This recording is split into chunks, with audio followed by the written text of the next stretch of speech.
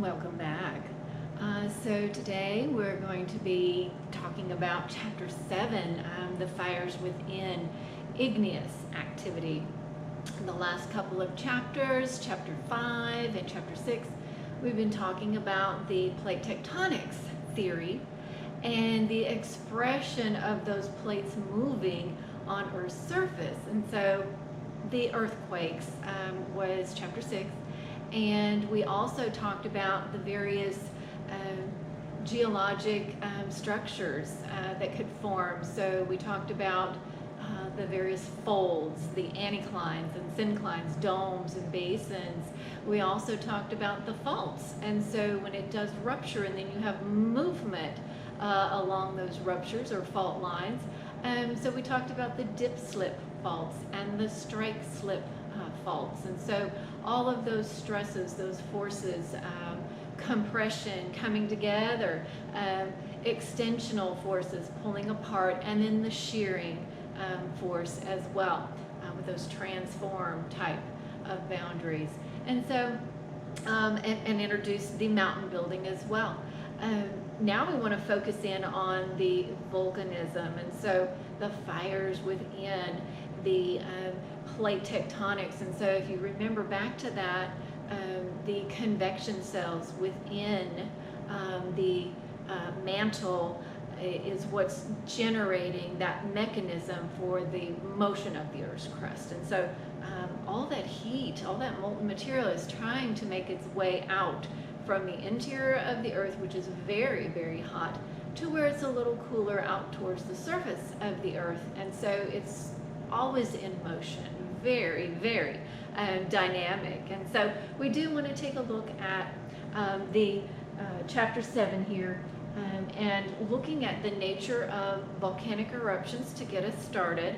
And so there are a variety of ingredients that go together on whether or not you're going to get a very explosive volcano or one of those that just kind of oozes. And so there's a variety of things that are happening.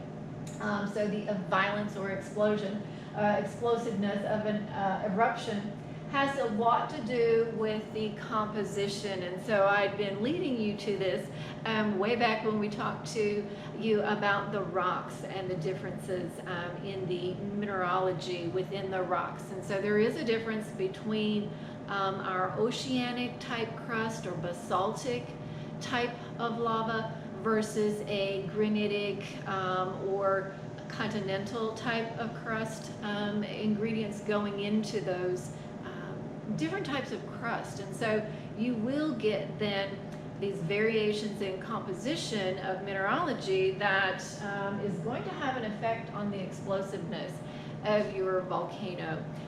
Those that have a composition that's high in the silica. And so if you remember our series of minerals, our last end member of our silicate minerals was the quartz. And so high in silica, we call that. That's a very viscous, a very thick, pasty type of a lava that will resist flow. So the viscosity of it will resist flow.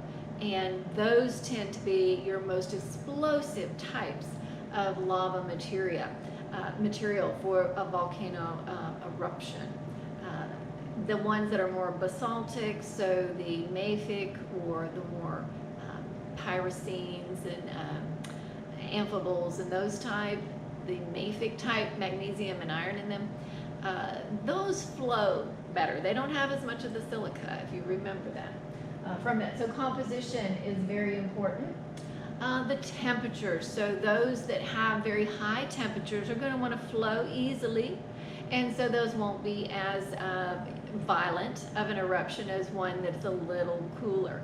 And then the amount of dissolved gases in them. So that main difference between a magma and a lava was that the lava has all those gases that are escaping. And so as we're having a volcano that's erupting, those gases are actually propelling the material out through the neck of the volcano. So all of these factors will control the viscosity, so the resistance to flow of a magma. Your book on page 214, I'll go to that real quick, has a really nice diagram that kind of sums that up for us. So here we go, properties of magma bodies. Again, that's page 214 of if you have the 8th edition. And so in looking at various factors, remember that the composition, okay, so say we had a basaltic type of a lava flow versus an andesitic, so an intermediate mineralogy, if you recall, that was the andesite, if you remember that, and then the rhyolitic, okay, so the felsic. Also, we mentioned that was called granitic. So granite and rhyolite have a similar mineralogy, yet because of the way they cooled, they gave them different names. So this one has more of the silica content. So here's the silica content here. Your basaltic would have the least, okay? Intermediate's intermediate. And then your rhyolitic would have the most silica in it. So that last in members. With the quartz type materials, the feldspars, if you recall that from our minerals in our rock talk. And then the gas, so your basaltic has the least, intermediate's intermediate, and then your rhyolitic has the most gases, so the most propulsion from the force of those gases escaping. And so it's got the most silica, the most gases, okay? The lowest temperatures, so that's also going to resist flow. Notice here your basaltic has a much higher eruptive temperature, so it will flow easier, okay? Viscosity, so that term, that resistance to flow, being viscous, okay? Least viscosity for our basaltic lavas, so they will flow nice and easily. Intermediate's intermediate, and then rhyolitic, the greatest. And so again, it's going to resist that flow. That's the culprit that will really give you a violent eruption. So tendency to form pyroclastic, so these fiery kind of pieces of material. We'll look a little closer at those. Basaltic has the least, intermediate. Your rhyolitic has the greatest for these. So volcanic landforms, and we'll talk about these. Your basaltic is going to be associated more with what we call those shield volcanoes. When you think of a shield volcano, a good example are the Hawaiian Islands. They are basaltic and those shield volcanoes. Intermediate, you can get some composite cones, and again, these composite cones do give us our greatest explosions, do come from there. Pyroclastic flows from the rhyolitic, so very forceful, violent type of eruption. So this is an excellent little summary type table that combines those three main ingredients there that are going to have an effect on the violence of the eruption. So composition, temperature, and the amount of dissolved gas. Okay, so that viscosity, and as I mentioned, that higher silica content, yeah, that's going to give you a really violent type of an explosion. So here they're defining that again, viscosity, a measure of a material's resistance to flow. And so, yeah, like I was saying, temperature, the hotter the magma, the less viscous. So your basaltics are going to flow a lot easier than your rhyolitic type composition. So the higher that silica, so SiO2, silicon dioxide, that's the formula, mineral formula for quartz, if you remember that. So higher silica content, higher viscosity. Okay, so that rhyolitic lava, that's going to give us our really explosive ones. So lower silica content, lower viscosity. So it's going to flow nice and easy for us.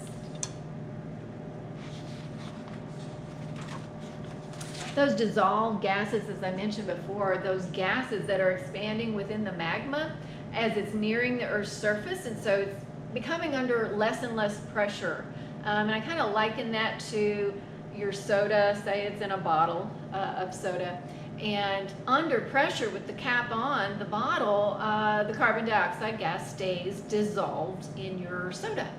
But when you release the cap, you're now under less pressure in the bottle, and all the fizzing and the carbonation does come out. And our volcanoes, our lavas do have carbon dioxide and some other gases as well. Water vapor is one, sulfur dioxide another, so you can have some really poisonous type gases in there. But it's because, yeah, as it nears Earth's surface on its way up, it is losing pressure, and then there you go. The gases are going to really escape. And so that violence of the eruption is related then to how easily these gases are escaping from the material. Okay, so if it's that very thick, high, rich silica type of a lava, those gases can't get out very easily, and they're getting kind of trapped. And that's really going to build up the pressure and explosively release that. So in summary, your basaltic kind of lavas, so remembering basaltic, oceanic type crust, this would be the ones that have the mafic, so the magnesium and the iron, the pyroxenes, the amphiboles, that type of mineralogy in them. Those are going to give you your milder eruptions. Those don't have a lot of silica. They don't have any silica in them. The rhyolitic, so very high content of silica, versus andesitic, intermediate, so think of the andesite, intermediate. Those are going to give you explosive eruptions. Okay. Talks about a couple of types, and I brought some samples here with this different lavas here. Basaltic type of lavas exhibit a very fluid behavior, so they will flow. They're the least of the viscosities, right? One, and these are some Hawaiian names, hohoi. This is a very ropey kind of a texture to it. It resembles kind of twisted, ropey. I always kind of think of an elephant's kind of skin with all those folds and wrinkles in it. But hohoi is one. And the other one, this one is pronounced a'a. A-A, a'a. Again, a Hawaiian name. This one is very rough, jagged. It has kind of some sharp angles on it, so it might be easy for you to remember if you were walking on that barefoot, that would kind of hurt your feet, and you'd go it's a good way to remember that one. But jagged, kind of blocky, and sharp kind of angles to it. So I have a couple samples of each of those to share with you. So here would be the hohoi. We'll see if that shows up very well. But hohoi. Kind of wrinkly texture, ropey texture. Again, you would see that in a sort of a basalt. Okay, the basaltic, where it could flow nice and easily. Yeah, ropey kind of texture to it. And then the a'a. Next to it. And that actually hurt my finger there. I don't know how well that's going to show up for you. Maybe if I turn it this way, you can see the kind of sharp, pokey edges to it, and that would be termed the a'a. Okay. You are seeing the vesicles in this, so the escaping of the gases in there as well. We talked about that when we talked about our minerals. So pahoihoi and a'a. Those sort of those angular blocks to the a'a. And again, those are the Hawaiian names for a couple basaltic type of lava flows. Okay, and so in those are dissolved kind of gases. 1 to 6% by weight. Okay, as I mentioned before, mainly water vapor and carbon dioxide. So again, Notice the importance of water in many of these processes that we've talked about. Numerous: running water, glacial ice, and now water vapor, gaseous form of water vapor. Water is very important in the functioning of our planet. And I also mentioned sulfur dioxide as well can create a really poisonous combination of some of these dissolved gases in our lavas.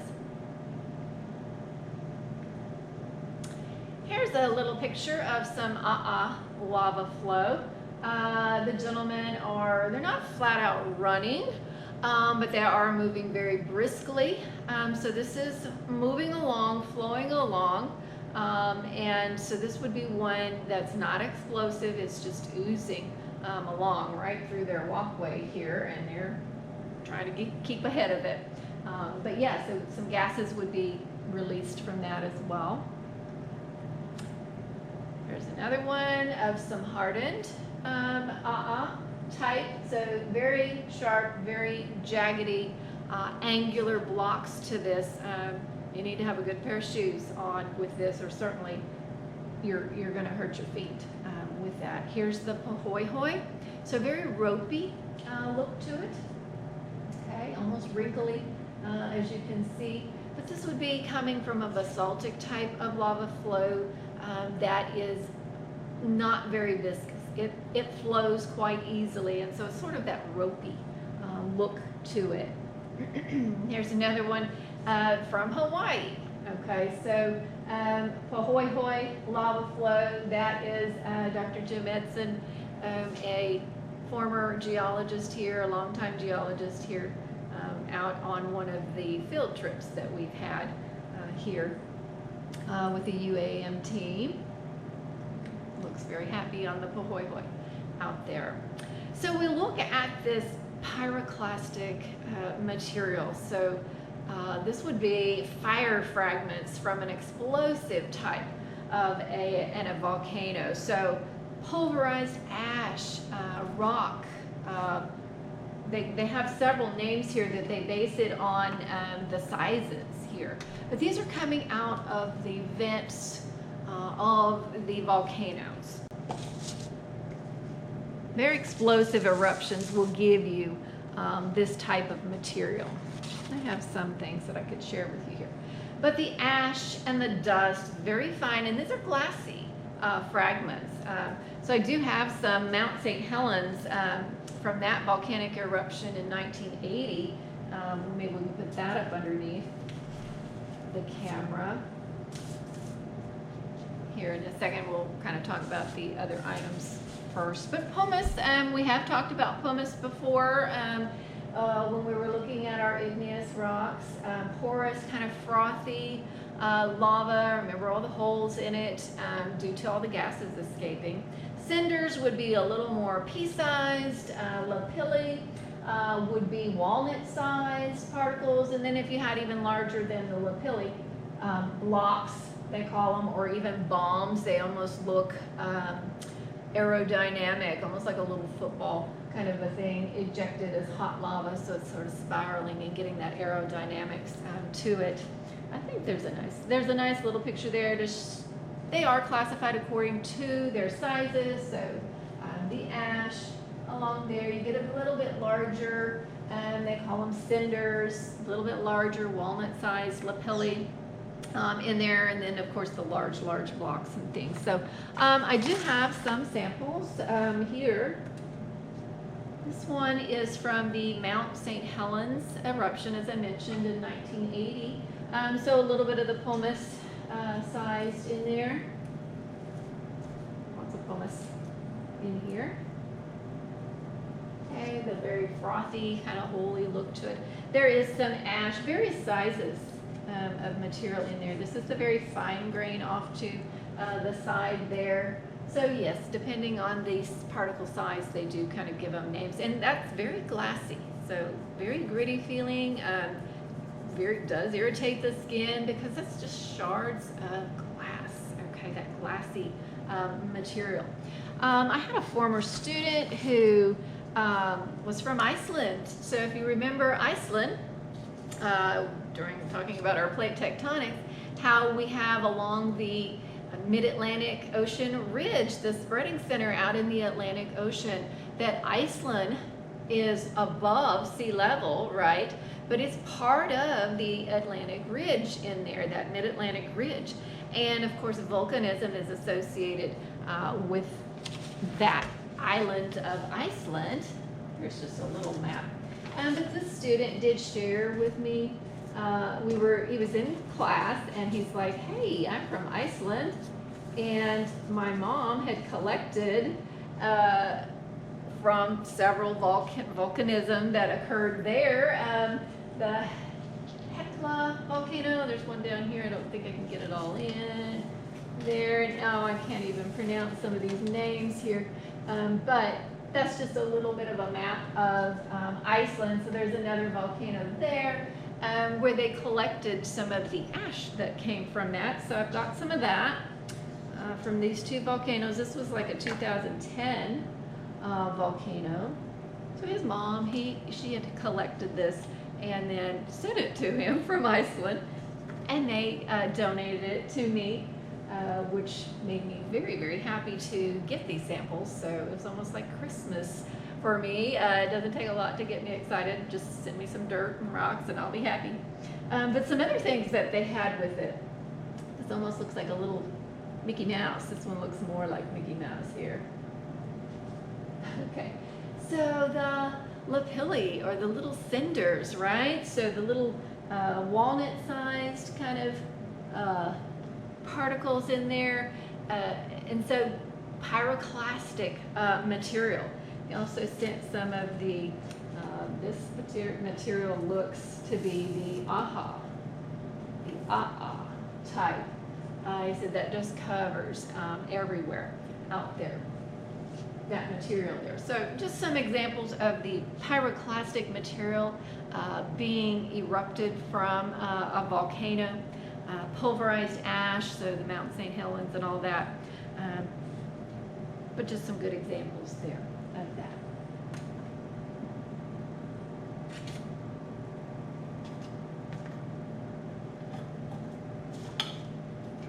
Okay, so our various forms of pulverized kind of material, the pyroclastics. These were the bombs, and so look how kind of aerodynamic they do look, because they're hurling through the air with that violent eruption. So gives it that aerodynamic kind of look to it. Okay, so some of the volcanic structures, some of the features of our various parts kind of a volcano. Take a look at that. So there's a little distinction they give us between a crater and a caldera. Sort of, they are more or less the same type of thing, but size is the difference there. So crater at the summit of the volcano, because of the instability due to the lava being in there, as it's coming up, it can actually collapse down from it. Or if it gets extruded, then there's sort of an instability and it will collapse at the summit up there. And so they do call that, if it's less than 1 kilometer, they call that a crater. If it's larger than a kilometer, they call it a caldera. So the collapse that follows after a massive eruption, so it's lost a lot of the lava and it's very unstable, and then you get the collapse. So that's at the summit of your volcano. Of course, that exceeds a kilometer. It's sort of a little distinction in there of size. But yeah, and I mean, you can get a combination of both here, but let's just, I don't know, try to draw. I always like to try to draw some things for you. So here we have, say, a magma chamber going on down in there, and your lava's coming out. Okay, so if, say, after that eruption, you've got sort of this left over here. The larger one is the caldera, right? The bigger one, caldera. but you can actually get some little ones kind of off to the side there, and that would be like a crater. Okay, so size kind of has something to do with the naming of those. A little vent, so you can get a little side kind of chamber coming off there. I call that a vent down in there. Vent coming off the side. Fumarole, so think of fumes, only emitting the gases and some smoke off of the sides of those. So some parts to our volcanic structure. Here, this is Kilauea on the Big Island of Hawaii. This is the very active volcano. So we have a crater, well, the big one here, a caldera. There's probably some smaller crater within the larger caldera. This would be a shield type of volcano, which we'll start going through our types of volcanoes right now. So the shield volcanoes, when you think of a shield volcano, you want to think of the Hawaiian Islands. They are your best examples of a shield volcano. And Kilauea is the shield volcano that is the active, very active volcano right now. Mauna Loa on Hawaii, an example of a shield volcano. So these are very broad, so they cover a great deal of real estate, so they're very broad, almost a slight dome shape to them.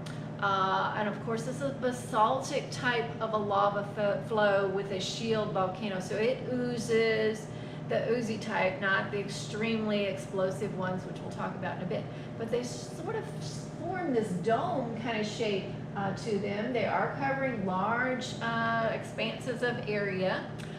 So it kind of looks like a shield, like a warrior's shield is where that name is coming from, shield.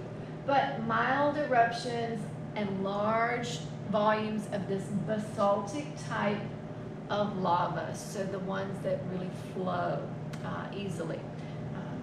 The pohoihoi, right? The a'a, kind of just the flowy type. And think of Hawaii. The one that's erupting now is Kilauea. I might just start writing a few of these names down.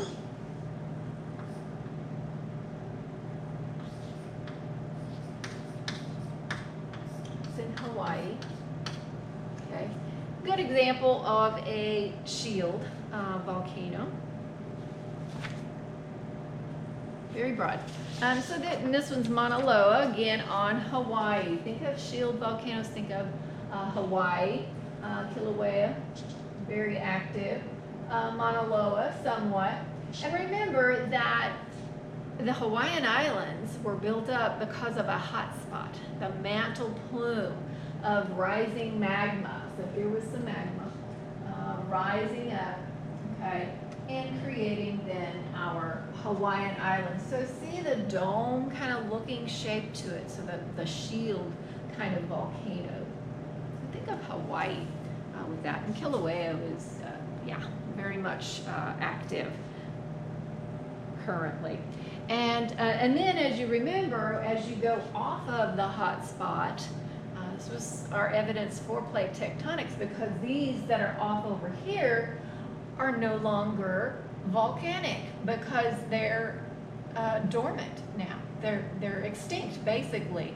No longer going to be active because they've moved off of their hot spot. Okay, but the Big Island is still over the hot spot. Okay. So you will get activity in those locations.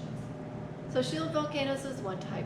The cinder cones, okay, so your cinder cones are going to be your smallest types, but they get built up from ejected lava. So cinder-sized fragments, think of cinder, the material I was kind of showing you there, has a conical sort of a shape to it, steep kind of slope angle as that material is getting ejected. The fragments are kind of building it up, and it has a fairly kind of steep, but these would be the smaller size varieties. And they do occur in little groups, clusters, sort of thing. Let's see if we had, here's a nice cinder cone. This one, I believe, is the volcano Paracutin in Mexico, very near Mexico, maybe 200 miles west of Mexico City. That I actually had a student, a former student, that was from the area, and she remembered this. She's like, oh, that's just near where I live.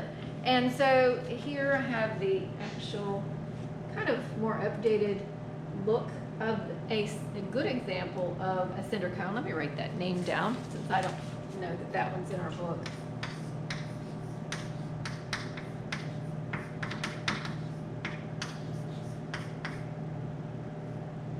Paracutin. I have several of these I'll be listing, various types. But this is a cinder cone variety, okay? And this one just sort of come up in a cornfield, just out there in the field, 1943, kind of in that time frame, and started erupting and grew and grew and grew and grew. And it kind of buried a city, and all that was left that you could really see of the city was the church steeple, the top of the church steeple. And so here is a little bit of that. You kind of see the volcano in the background. Let's see if I can keep that steady. There's the church, and it just filled in with lava and covered the city. It's that kind of type of material in there, very jagged looking, and off in the background you could see the cinder cone. But it buried, and so the church kind of steeple was about the only thing left. But it's a tourist type of attraction there. But a village in Mexico was buried by the lava from this cinder cone, Paracutin. So a good example of a cinder cone for us. I was happy to get that update of that picture.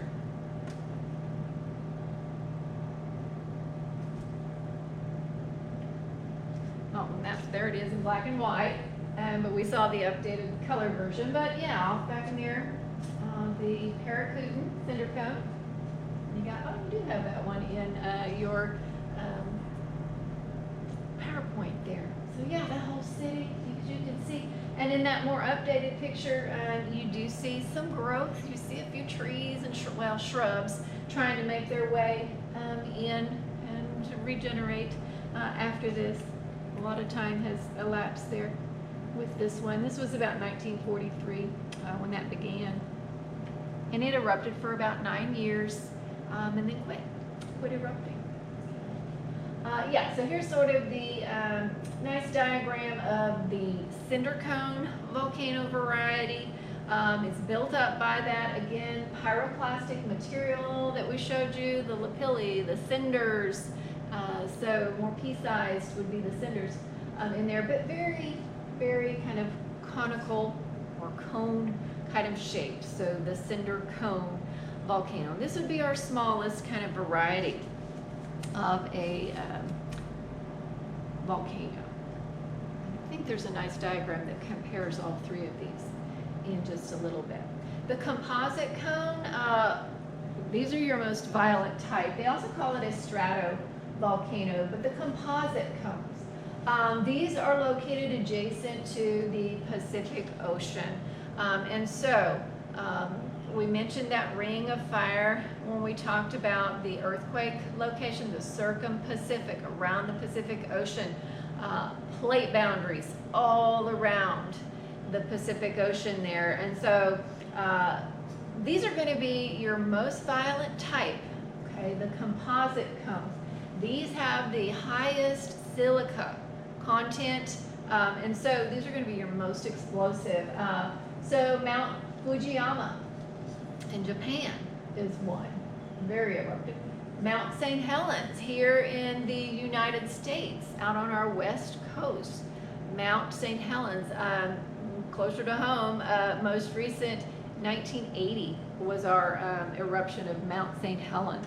Okay, so write Mount St. Helens down.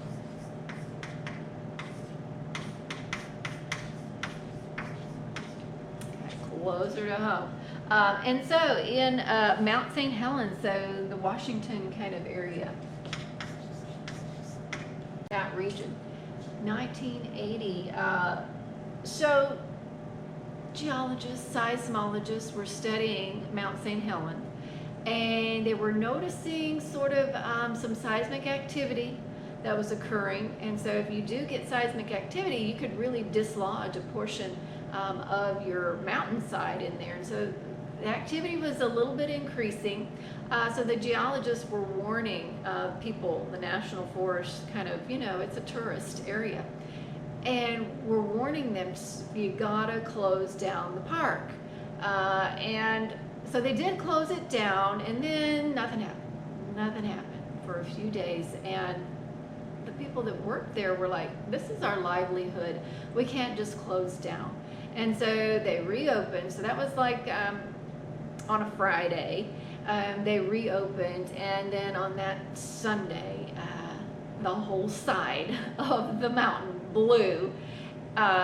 Extremely violent, just tore out the side of that mountain. I think there's a before and after picture there, but Mount St. Helens did erupt, and it killed, onwards of about 60 people, buried, you know, destroyed about 200 homes in the area. So you need to listen to the warnings of your geologists for sure in there. But this is really the most violent type of activity. Another one they mentioned, Mount Vesuvius in Pompeii, Italy, 79 AD. This is also a touristy attraction now. So think Roman times, where a whole town was just buried in the ash. So it's not just the molten lava that's the problem. It's the ash that will go into your mouth, into your nose, in your eye, and suffocate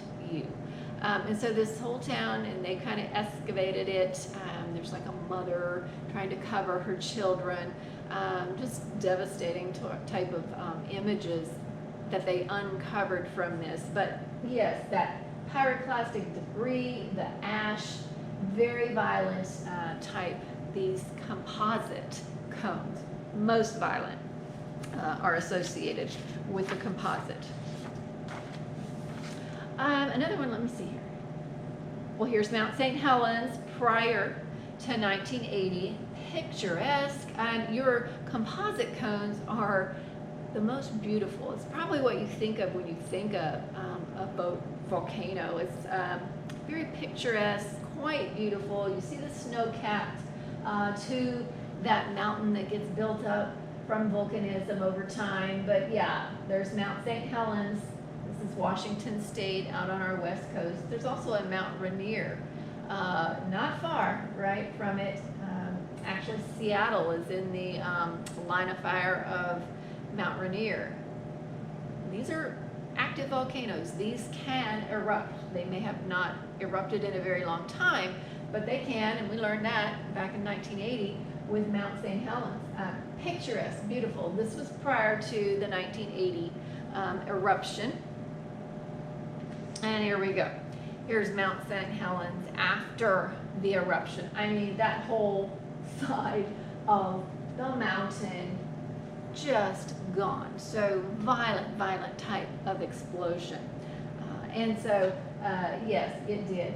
And all the lava that came out just decimated the area. I mean, it is trying to grow back some things now. Let's see, there's Dr. Edson again on a visit. This was in 2006, and you do see a little bit of greenery, things trying to come back from that.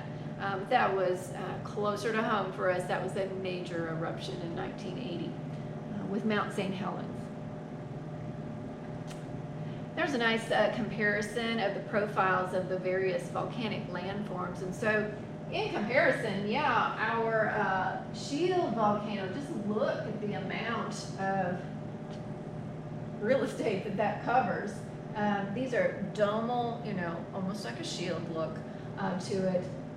They're not quite as tall, but cover a lot. So the Hawaiian Islands are like that. Here's a composite cone, so Mount Rainier, Washington, very violent type. The cinder cone, so Sunset Crater, Arizona. See how tiny the little cinder cones are.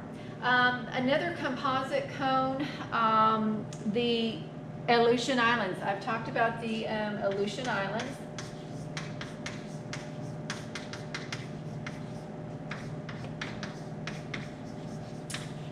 Think off the coast of Alaska.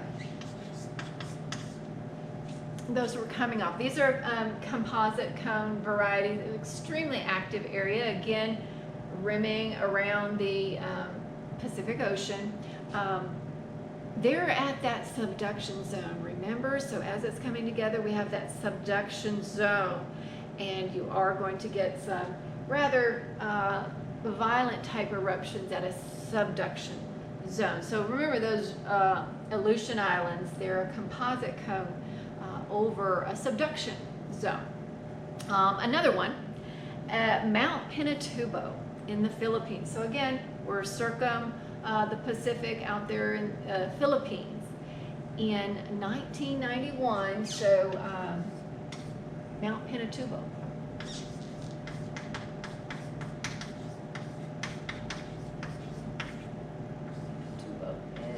Pinatubo. So 1991. It's been in the Philippines. Okay. We have a naval and army base there out in the Philippines, and this one actually changed our military kind of policy. It was called Fiery Vigil, Operation Fiery Vigil, because this volcano, 1991, remember Mount St. Helens was 1980 eruption there. Of course, they studied that Mount St. Helens eruption intently, looking at gas signatures, so what kind of combination and percentage of gases were emitted from it leading up to the explosion. Well, the geologists, seismologists, when Mount Pinatubo in 1991, they saw those same signatures, the same gas signatures, compositions, percentages, and they warned. They said, we believe that this volcano is about to erupt. Thankfully, the military did pay attention to the warnings, and it was a major evacuation. 25,000 people they evacuated. So this really did change sort of a military type policy with this Operation Fiery Vigil. And thankfully they did. There were a few casualties, but they got the majority of the people, so a non-combatant evacuation of the island, and saved numerous lives because they did heed the warning in that case. So yeah, this one, U.S. military policy was changed, and it occurred because of this composite type of volcano, and that led them to evacuate the people in time. So that was really a great thing that they did learn from this. Another thing, some people are like, I want to go to an island for a vacation, but I am afraid of volcanoes, volcanophobia, big time. So where should I go? Your best bet to go to would be the Bahamas. The Bahamas Islands. Those are a carbonate, sort of a limestone type, or calcite mineral, built up through limestone and calcite. So those are not volcanic. So you will be safe in the Bahamas away from a volcano if you don't want to go to one of these islands that are volcanic. So your best bet's going to be the Bahama Islands, limestone variety. Okay, so those were our three main types. So the shield volcanoes, the cinder cones, and the composite volcanoes. So some other sort of volcanic structures and material that come from our volcanoes. The Nui Ardente, so Nui Ardente, deadly pyroclastic flow. Okay, so this is a fiery pyroclastic flow. Hot gases are infused in this, the ash and the debris. This stuff can go miles and miles up in the atmosphere, get caught up with the atmospheric circulation, and be taken around the globe almost to where it can block out the sunlight for days and days and weeks at a time. And so that ash, though, that's going to suffocate people. That's going to get in the eyes and the throat as well. So they call this sort of a glowing avalanche, the Nui Ardente. Can move rather rapidly, speeds up to 200 kilometers per hour, so you can't outrun that at all. But that cloud of sort of rolling gas rolling down the side of the mountain of the volcano, Nui Ardente. Can't outrun that. And here's a nice one from the Mount St. Helens explosion. Look at all the ash, and that's very glassy material, like I showed you some of the ash earlier of that.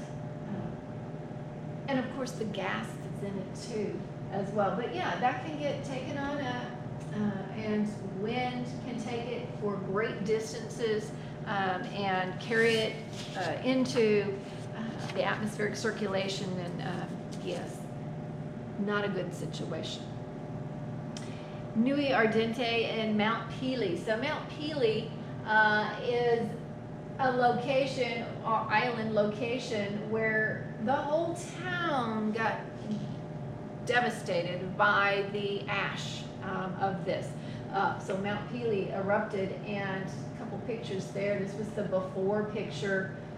Sort of a mariner type island. You see a bunch of the little yacht type ships out there, and just covered the whole town. So the whole town got buried by that ash.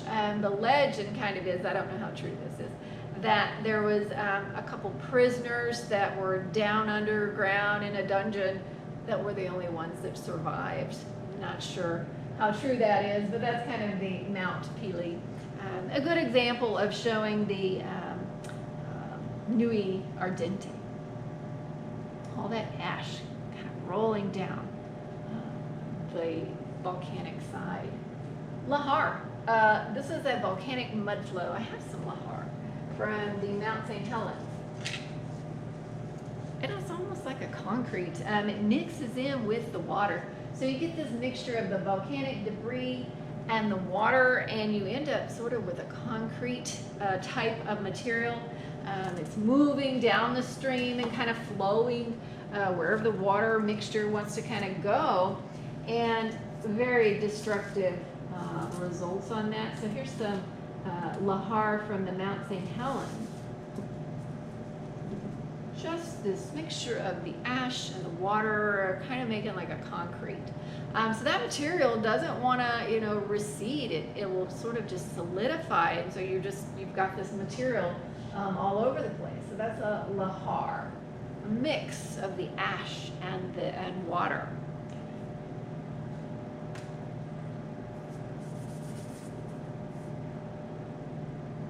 I think they might have an interesting picture here, but volcanic mud flow, the lahar. For perspective here, that's a person, okay? And then you see how high on the trees that mud flow went through the area in there. So we're talking very high, going to cover you and anything in its path when it does go through there. That's lahar. Okay. We already mentioned the caldera. But some volcanic forms here. So the steep wall depression at the summit, again, generally a kilometer in diameter, produced by collapse. So as you get a volcanic eruption, you get a lot of the lava expelled, it becomes very unstable, and you can get the collapse of the summit. So a caldera, and I think they have a picture of a caldera, Crater Lake in Oregon.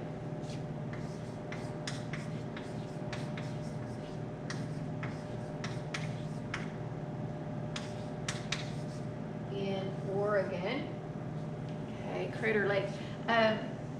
Crater Lake, let me see if they got that picture. Here it is. The formation of Crater Lake in Oregon. And so here you have an eruption. So you see all the magma, all those vents in there.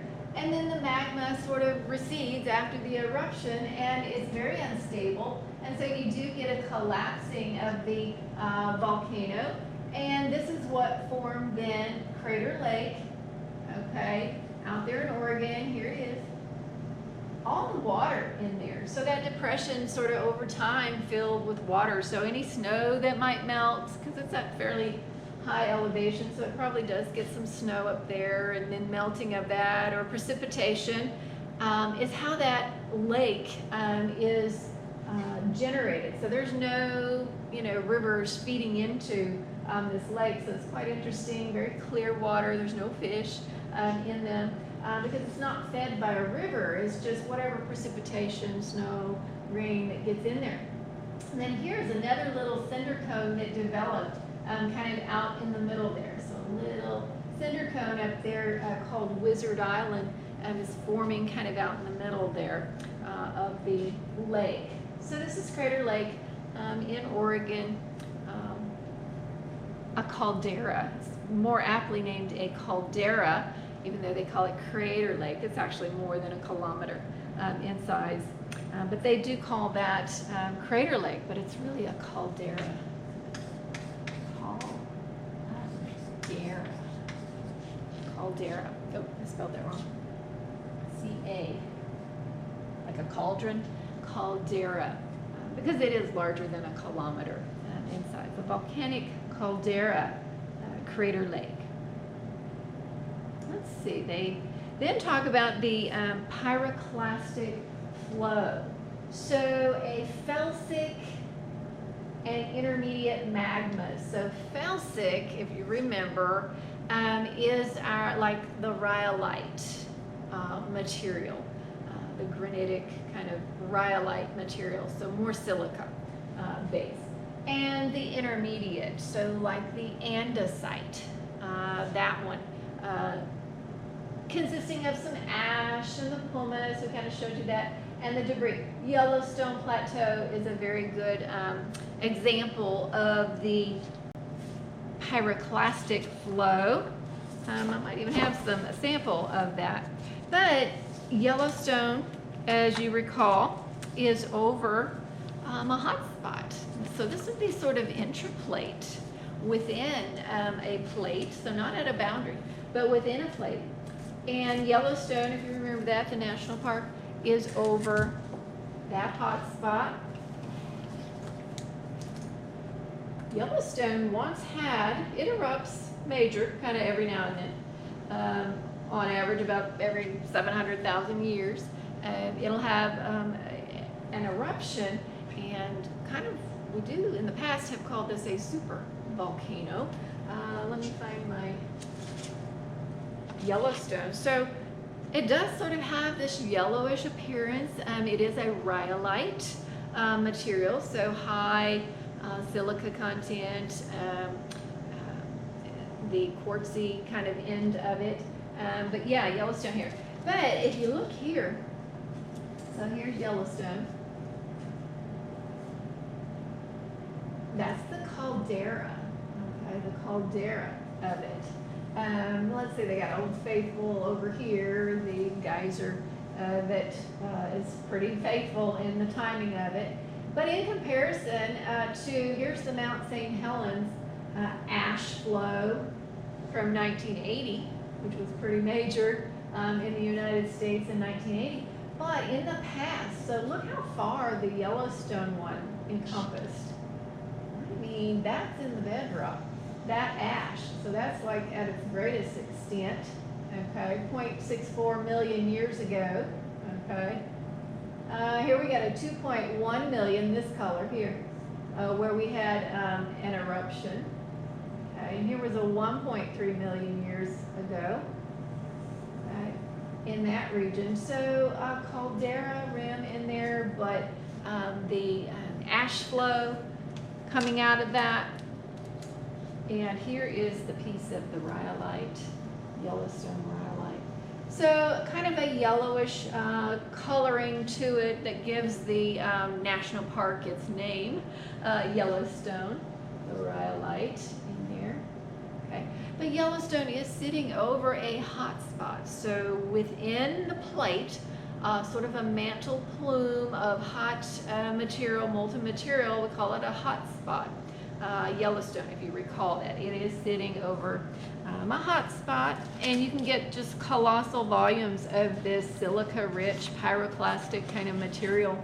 And as you can see from that picture, really can cover a large real estate. So this is kind of what we had called a super volcano, and really had 3 separate eruptions in there, about 700,000 years apart. But this eruption was 10,000 times greater than our Mount St. Helens eruption, which they were showing right over there, and you can really see the difference of the coverage of material on that one.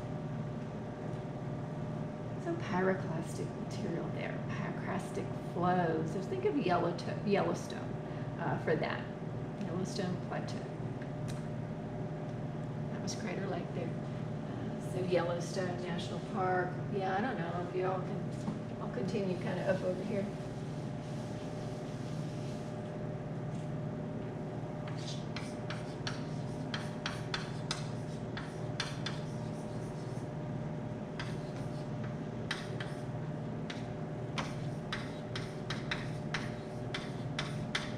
Is over a hot spot. It is a hot spot to go to, but it's over a hot spot.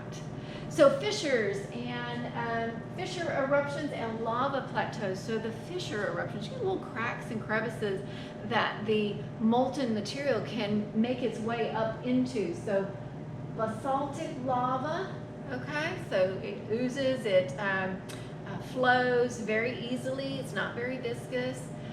Can get in through all those cracks and fissures in the crustal rocks. And so we call those fissure eruptions.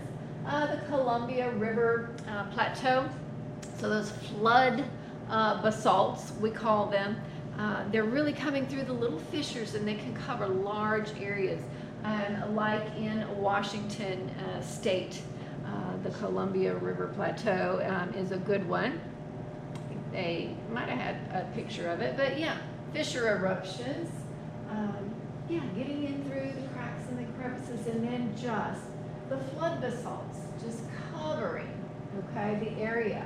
We might have a good picture in your book as well for this one. Columbia River Plateau region. It'll be page 232 in your book.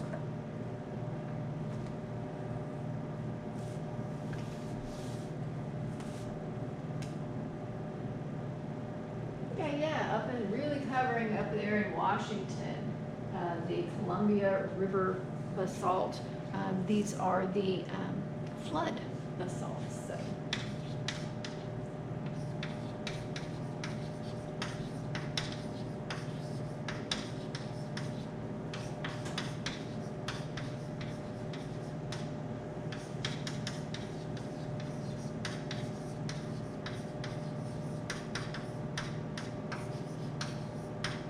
In Washington State. Okay. Washington State. Yeah, so really can cover the area in there. Out on our west coast, flood basalts.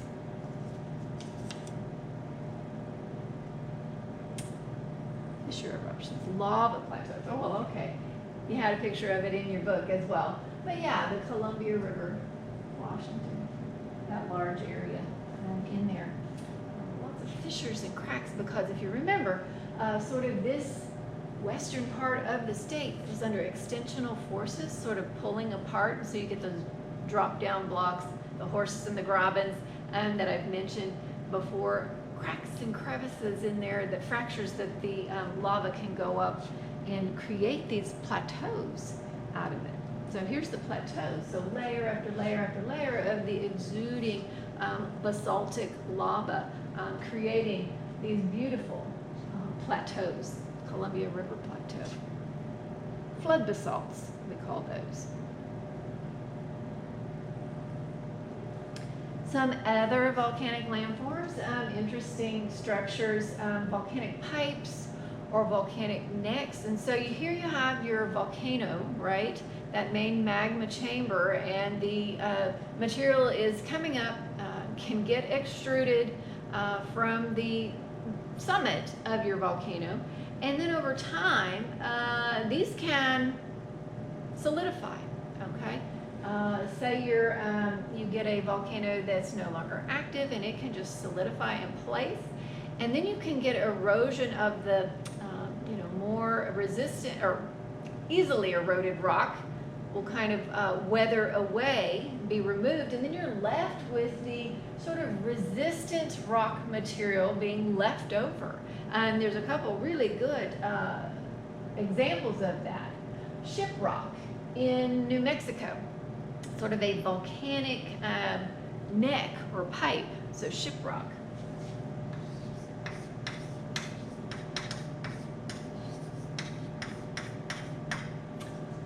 And New Mexico in there. So. Is one, and it's kind of called shiprock because the leftover volcanic neck kind of looks like a ship with some imagination there. Another one is Devil's Tower. I think they're going to show you Devil's Tower as well.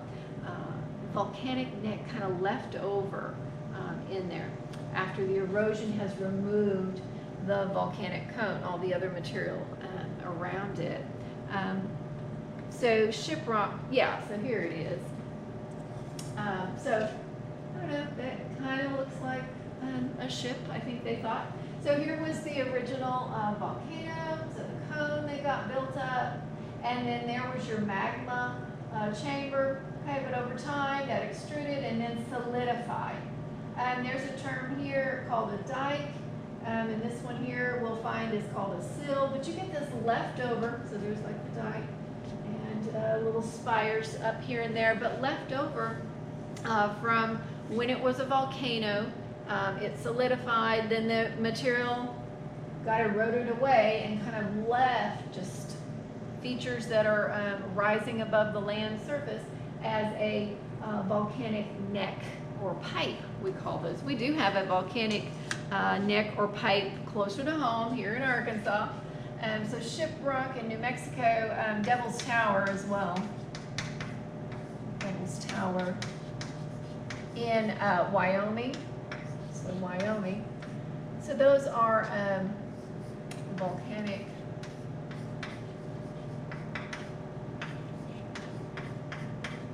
necks or pipes in there.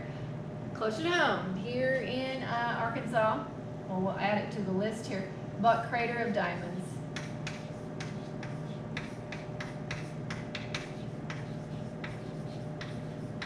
Here in Arkansas is also an ancient volcanic neck. No longer active, so no volcanism in Arkansas. But about 80 million years ago, we had a couple volcanic kind of episodes here in Arkansas. And so that is what brought up and kind of formed our diamonds, the gemstone of Arkansas, the diamonds. So the Crater of Diamonds is an ancient volcanic neck or pipe that did bring up the diamonds with it. So we have a little bit of that going on. Here's Devil's Tower in Wyoming. Okay, And so it's a leftover kind of volcanic neck as well. And in it, you see all this sort of columns. They look kind of like a column, and there's a Native American story that goes along with this, where there were some little maidens out in the forest, and a big old bad bear was chasing them. And so the legend kind of goes that the mountain here kind of lifted up, allowed the maidens to go inside, and the bear couldn't get in, so the bear was really mad, and he started scratching and creating all those columns with his claws. And that's kind of the legend part. But those are actually from lava. We call them columnar jointing. So as the lava is cooling, it's sort of contracting and creates these columns in there. But that is a leftover volcanic neck as well. I don't know if anyone is familiar with the sci-fi kind of classic movie, Close Encounters of the Third Kind, like the original movie. But this is a geologic feature here, a volcanic neck, that was a centerpiece to the movie. This was where, if you've seen the show, if not, you need to check it out, where the mothership of the aliens was going to land down inside of Devil's Tower. So you got to check that out. 1970-ish movie of the Close Encounters of the Third Time. Excellent classic sci-fi movie in there. So Devil's Tower, Wyoming. Devil's Tower, Shiprock, and of course the craters of diamond, bringing up the diamond here in Arkansas. Volcanic neck. Okay, so those were some more features that we can get from our volcanism, kind of leftover. And of all those were lava that got up on Earth's surface. Okay. Well, intrusive igneous activity, if you recall, we did talk about in our rock cycle that some of that magma will solidify beneath the Earth's surface. So we call that intrusive, if you remember that. So most magma is placed at depth within the Earth's crust and solidifies there, okay? So once it is cooled and solidified, we do call that a pluton. So plutonic is the term we use, pluton, okay? So the nature of the pluton, so underground kind of emplaced magma that solidifies and crystallizes out. We talk about it, kind of categorize it on the nature of the pluton. So what kind of shape does it have?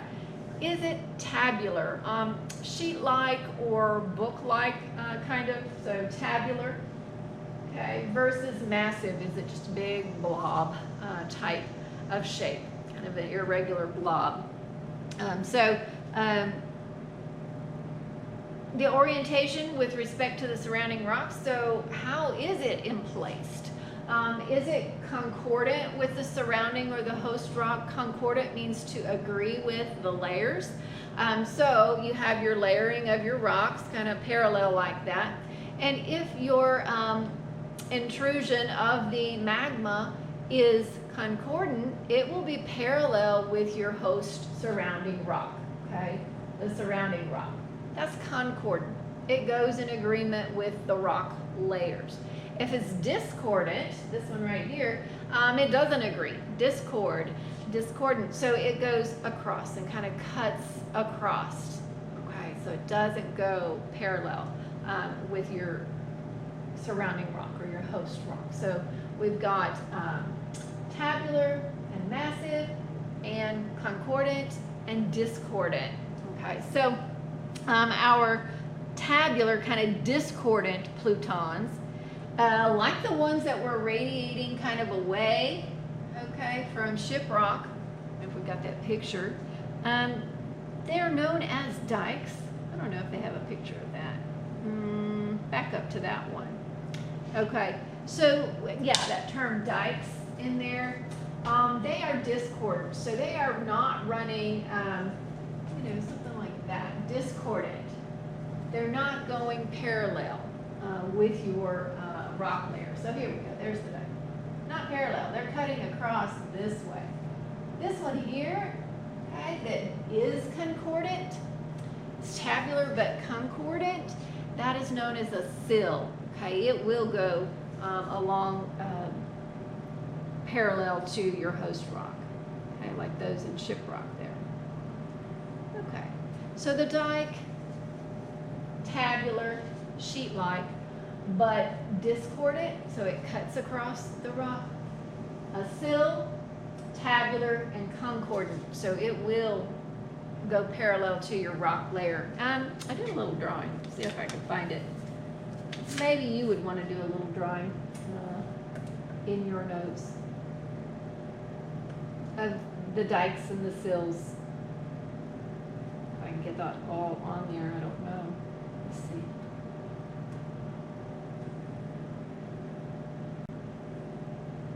With some of the terminology that they're talking about, but a little picture. So what I have is sort of a cube here, a block of crustal rock, bedrock.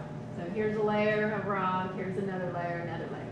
So we had a magma chamber down here at one time that was oozing along and getting in between the rock layers in there, cutting across, intruding, so we call that intrusive, beneath the ground kind of thing.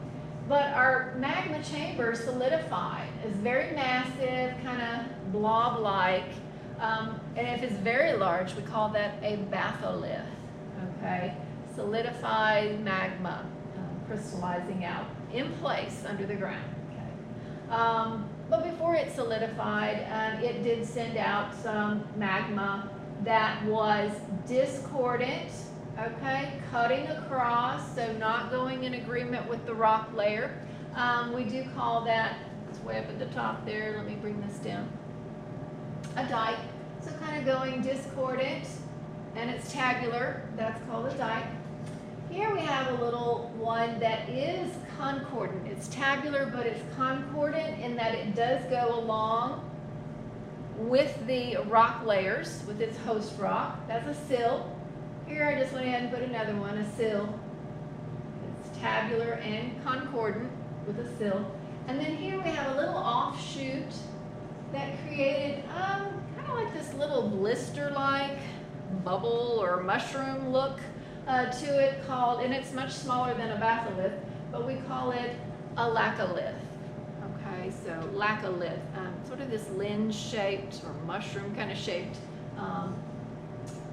intrusion in there that's solidified. So those are some dikes and sills. I don't know, you may, if you need to pause the video and draw that out for yourself. It's got some good terminology on that for you. Of the dikes and the sills, the batholith and the laccolith, some of these terms that they're talking about here. So the dike, discordant, right, Pluton. Tabular, concordant, Pluton. So they talk about the Palisade sill in New York, and I think there'll be a picture of that coming up in your PowerPoint. But the laccolith is similar to a sill, so it does go in accordance, so it's concordant with the rock layers, but it's sort of this little blistery looking lens or mushroom shaped mass. It kind of arches over the strata upward like. But yeah, those ones that were radiating from Shiprock were the dikes. On that one. There's a sketch that they showed with that. Okay, so this is a nice picture as well. There would be like the main magma kind of chamber, the batholith. You're getting these that are a little offshoots that are cutting across, so they're discordant. Those would be dikes radiating out. And then the expression of them on the surface, these little spires that are kind of up and around. There's like a volcanic neck, got eroded off around the material around it, so it kind of is just higher elevation around everything else and just gets left behind. And then the sills, so the sills actually go, you know, there's lots of sills here. These are all sills. They do go in so they're in accordance or concordant with the rock layers. And then here's a little mushroom-shaped kind of laccolith. It's much smaller than the batholith.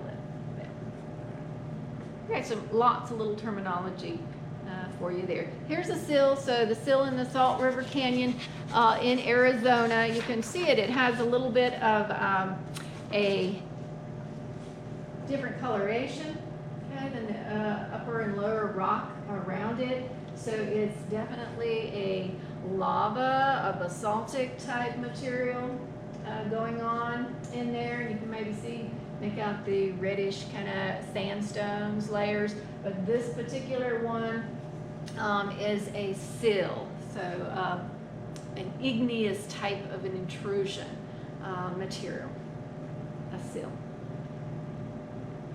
We actually do have here in Arkansas, I've mentioned it before, a batholith. It's actually they call it Granite Mountain, but remember that it's not granite, it's syenite. So the syenite material, and that is in Little Rock, Arkansas. Okay. LR, Arkansas. So Little Rock, yeah, that large, intrusive, igneous rock material. It's known as a batholith, and it was the syenite, so it's not granite at all. And I don't know, are they showing here? Okay, so our batholith. This is the largest intrusive body, okay, greater than 100 plus kilometers squared, and frequently formed in the cores of mountains. And so that very famous one, we've talked about this one before when we were talking about our weathering processes and exfoliation domes. If you remember, we talked about half dome. So the kind of iconic exfoliation dome, it's a granite dome. And so the Sierra Nevada batholith out there in California, Yosemite National Park, that batholith is in Yosemite National Park. It's part of that. If you remember, this was half dome, where we have that clothing line that uses the north face, and so they're talking about the north face of this half dome, they call it, the Sierra Nevada batholith. It's an exfoliation dome out there in Yosemite National Park. So Yosemite batholith, sorry. I combined dome and batholith. So the batholith of Sierra Nevada.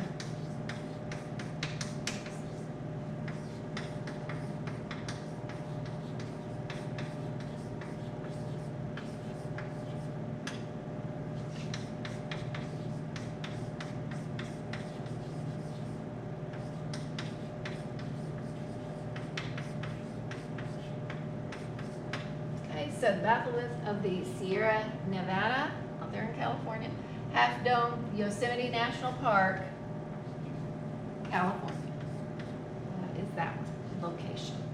Okay. The columnar jointing, so if you remember Devil's Tower, right, Devil's Tower there, the legend about, lifting up the land, lifting up so the maidens could go through, and Close Encounters of the Third Kind, sci-fi. But this is the columnar jointing, and so you get the shrinking of the magma as it cools, leaving behind these sort of geometric six-sided columns. Okay, they call that columnar jointing. This is the Giant's Causeway out in Ireland here. But you see the columnar jointing. This is left behind from when that igneous magma type intrusion, and then it shrinks up and leaves behind those columns. So let's go back to Devil's Tower real quick. I'll show you that. So the Devil's Tower, all the columnar jointing, the shrinking up of the magma material. as it's cooling. We call that columnar jointing. There's an interesting picture. Here's some more artwork with a geologic feature as its centerpiece. But this is Led Zeppelin. I don't know if any of you are familiar with that band. Might be. House of the Holy. So again, vinyl records back in the day in the 1970s. And the artwork put in on the album covers. So this is the album cover exhibiting the columnar jointing.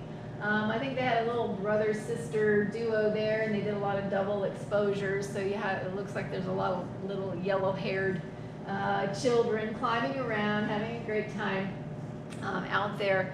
The Giant's Causeway, the columnar jointing. Again, so geology, artwork, music, that kind of thing. It's all around you. You just have to look for it sometimes. So, okay. So there we've got a lot of features that are formed from the igneous activity.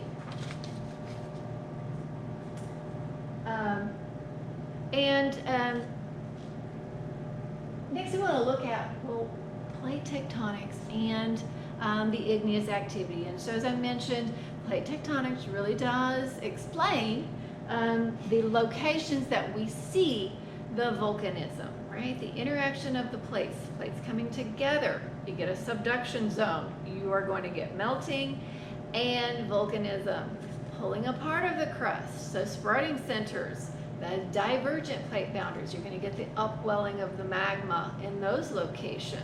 Now the shearing, remember the transform boundaries, you're not going to get the volcanism with those, but you do get the earthquakes with those. Other igneous activity are over the hot spots or the mantle plumes. So those could be intraplate. They're not at a boundary, but they're within the Earth's crust and just have a mantle plume coming up, a hot spot, a long-lived kind of hot spot. So what is our global kind of distribution of the igneous activity? It is not random. Again, plate tectonics explains why we see the volcanism where we are seeing it. So most of these are occurring within or near the ocean basins. And so they'll have a little picture there, but again, ocean, Aleutian Islands out there coming off of Alaska in the ocean, Philippines out in the ocean. So a lot of these, some of these are intra, but the majority, great amount, most are located within or near, Iceland, right? That whole island is out there in the ocean. Okay. Basaltic rocks, so oceanic, you can get it in continental settings as well. Your granitic rocks, though, are kind of confined to the continental type of a setting. Okay. So that has to do with the composition of your lavas. So basaltic, more oceanic-like, that would be more where you would see it.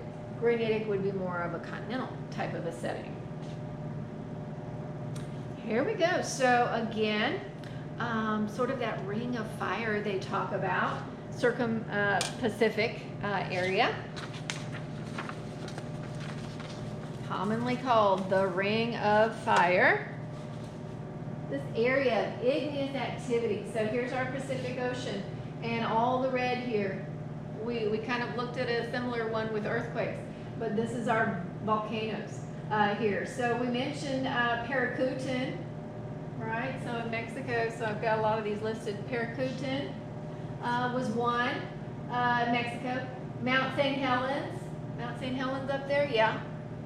That's along our west coast in the United States. Again, these are subduction zones, even along here, along South America, lots of energy, lots of activity. But a subduction zone, one plate, Pacific plate, going beneath the continental plates here. So North American plate, South American plate, along and through there. These are the ones that are coming off of the Alaskan coast, if you remember. These are the Aleutian Islands. So 10,000 Smokes, Valley of the 10,000 Smokes. So these are extremely active, our Aleutian Islands. very productive in there. Okay, coming along, again, all the way along here, Fujiyama out in Japan, that picturesque kind of look to it. Let's see, here's Mount Pinatubo. So Mount Pinatubo, yeah, we had that one up in the Philippines as well. We talked about that one, changing military kind of policy with that evacuation they did. Let's see, working our way, Tonga Islands, all around. But that is known as the Ring of Fire, okay? Circum-Pacific, the Ring of Fire. Let's see, Kilimanjaro.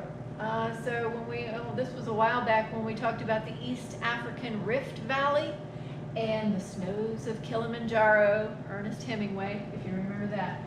There's that one.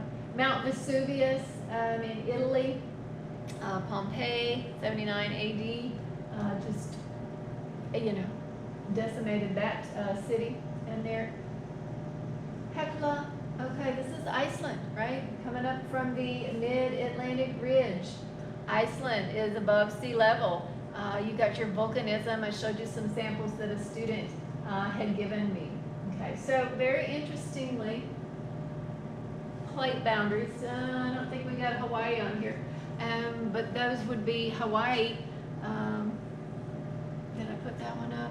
Kilauea, yeah, over a hot spot though for Kilauea out there. But yeah, sort of that ring of fire that they talk about. So again, the activities, what's happening with the plate tectonic spreading centers. So divergent plate boundaries, going to get you greatest volume of volcanic rock with that produced along the oceanic ridge system. Mid-Atlantic ridge, think that for a good example. Mechanism of spreading, so decompression melting that occurs as the lithosphere gets pulled apart, so it becomes under a little bit less pressure, so decompression, and you can get melting. Large quantities of basaltic magma are produced, so the very flowy basaltic type of magma. Okay, subduction zones, right? Those Aleutian Islands are under subduction zones. One plate's going under the other, you're getting the melting, and then you're going to get the volcanism. So you can get an island arc if this is out in the ocean, those volcanic island arcs that we talked about. That's of course in conjunction with the deep ocean trenches. Volcanic arc, so if it's up on a continent, like out on our west coast of the United States, this would be a continental volcanic arc. So it's out on a continent. Associated with the Pacific Ocean basin. So the Ring of Fire. This is the majority of the world's explosive volcanoes, circum-Pacific, the Ring of Fire. So yeah, something to remember there with the Ring of Fire. But also, so that's the majority of the location of the volcanoes with plate tectonics. But again, we did mention the intra-plate volcanism. So within a plate, it's not at a plate boundary, but within a plate. Localized volcanic region called the hot spot. So we've got a plume of magma coming up, produces basaltic magma. So think of the Hawaiian Islands, Iceland. So we've got this coming up. Did I get Hawaii on there? Yeah. Coming up, intraplate, and the crustal plate's moving over it. Of course, it takes a long time. And you do get the volcanism on the main island that's over the hot spot. Yellowstone was another one. This one would be more granitic magma. Okay, so the Yellowstone, do we get Yellowstone up here? Yeah, over the hot spot, Yellowstone, within the continental crust. Good example here in the United States. So rising plumes of magma creating those hot spots. Well, that kind of concludes our chapter 7 with the volcanism part, so the igneous activity, fires within. And so I do want to leave you today, if I can get it to work, maybe something that will help you to remember the Ring of Fire. there's a song by a native Arkansan, Johnny Cash. Maybe you all have heard of Johnny Cash and his famous song, The Ring of Fire. So I'm going to probably just leave you with The Ring of Fire. And hopefully you'll enjoy this. Oh, make it big. It's a burning flame, and it makes a fiery Let's do ring. this one. Round a wild desire, Enjoy. I fell into a ring of fire. I fell into a burning ring of fire. I went down, down, down, and the flames went higher. And it burns, burns, burns, the ring of fire, the ring of fire.